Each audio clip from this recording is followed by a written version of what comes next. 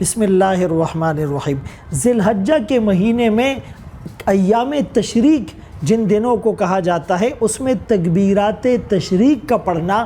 مرد اور عورت کے لیے ایک بار واجب ہے، مرد بآواز بلند اور عورتیں آہستہ آواز سے۔ اس کو تشریق کیوں کہا جاتا ہے؟ یا تو یہ تشریق اللحم سے ماخوذ ہے کہ گوشت کو ٹکڑے کر کے سوکھنے کے لیے رکھ دینا، چونکہ قربانی کے گوشت کو سکھایا اور بعد میں استعمال کیا جاتا تھا، اور یا شروق الشمس سے ہے کہ عید کے دن عید کی نماز کے لیے سورج چڑھنے کا انتظار کرنا۔ تو بہرحال اصل جو ایام تشریق ہیں وہ تو 9 ذی الحجہ کی فجر سے لے کر 13 ذی الحجہ کی عصر تک ہر نماز کے بعد، چاہے مرد ہو یا عورت، چاہے جماعت سے ہو یا تنہا، لیکن مرد بآواز بلند اور عورتیں آہستہ آواز سے اللہ اکبر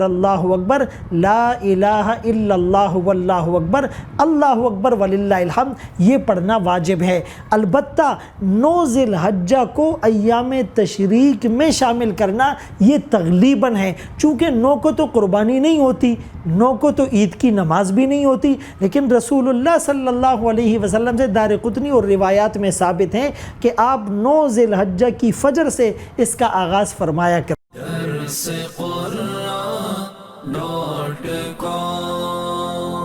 www.darsequran.com